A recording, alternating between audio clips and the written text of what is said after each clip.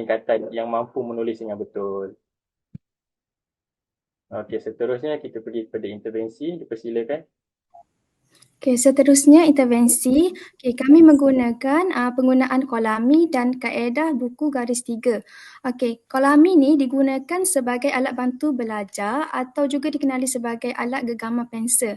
Okey, pada slide itu kita akan lihat contoh alat bantu kolami. Okey, alat bantu kolami ni juga dibina dengan reka bentuk gabungan elemen ergonomik dan terapi urutan pada tangan, tapak tangan yang mempunyai ciri-ciri permukaan yang lembut dan bahan ketahanan yang kuat untuk mengatasi gegaman yang peramatan. Jadi murid autism jadi selesa dan kemas untuk belajar menggenggam pensel. Okey, manakala kaedah buku garis tiga pula adalah menggunakan buku garis tiga yang semakin dikecilkan ruangannya, iaitu daripada ruangan lebaran garis tiga bersaiz besar kepada saiz sederhana dan kepada saiz biasa.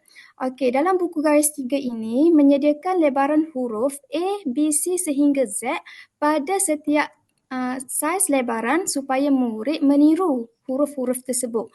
Okey, dalam menggunakan kaedah buku garis tiga ini, guru akan membimbing murid secara berulangan dari semasa ke semasa dalam menulis huruf yang betul pada lebaran garis.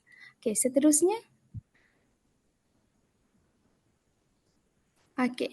Okey, dalam intervensi ini terdapat 3 aktiviti tindakan yang dibincangkan bagi menjayakan intervensi ini. Okey, aktiviti pertama adalah menulis huruf pada ruangan lebaran bersaiz besar. Aktiviti kedua adalah menulis huruf pada ruangan lebaran bersaiz sederhana. Dan yang ketiga adalah menulis huruf pada ruangan lebaran bersaiz biasa. Okey, pada gambar dalam slide itu, ini adalah aktiviti yang pertama, menulis huruf pada ruangan lebaran bersaiz besar. Okey, jadi murid akan menggunakan alat bantu kolami ini untuk menulis dalam buku garis tiga.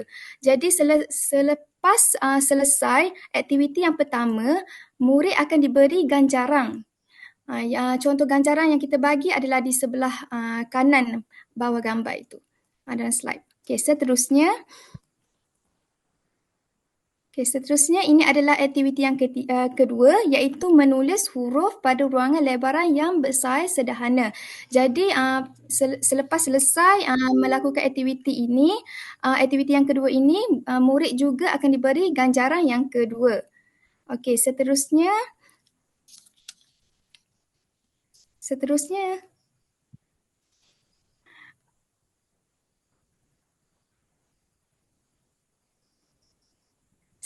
Next. Okey, yang ketiga. Okey, ini adalah aktiviti yang ketiga, iaitu menulis huruf pada ruangan lebaran bersaiz biasa. Okey, pada akhir aktiviti ini juga, murid akan mendapat ganjaran yang ketiga. Okey, seterusnya.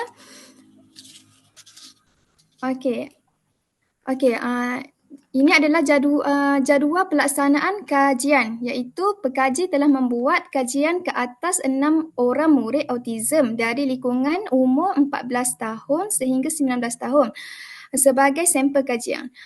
Berikut merupakan jadual pelaksanaan kajian, menjalankan kajian mengikut tempoh masa yang telah ditetapkan. Okey, kita tengok jadual pelaksanaan. Next. Kajian ini dijalankan selama 3 bulan, September, Oktober, November. Pada minggu pertama September, kami akan membuat tinjauan awal, iaitu pemerhatian dan ujian pra. Untuk September, minggu kedua, kami akan membuat analisis data dan merancang dan menyusun aktiviti intervensi. Manakala minggu ketiga dan keempat, kami akan melaksanakan aktiviti intervensi yang dirancang, iaitu aktiviti pertama, menulis huruf pada ruangan lebaran bersaiz besar.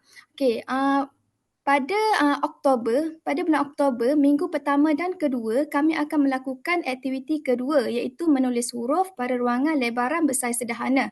Dan Oktober minggu ketiga dan keempat kami akan melakukan aktiviti yang ketiga, menulis huruf pada ruangan lebaran bersaiz biasa. Pada bulan November kami akan mengemas kini data-data yang dilaksanakan. Okey, seterusnya. Okey, anggaran perbelanjaan termasuk alat bantu mengajar. Okey, ini adalah senarai perbelanjaan yang kami lakukan, iaitu kolami, pensel, buku garis 3 saiz besar, buku garis 3 saiz sederhana, buku garis 3 saiz kecil dan ganjaran. Jadi jumlah keseluruhan adalah RM205.10. Okey. Jadi itu sahaja daripada kumpulan kami. Sekian, terima kasih. Baik, jadi terima kasih semua kerana sudi mendengar. Jadi kami minta maaf jika ada kekurangan daripada grup kami. Terima kasih doktor dan rakan sekelas.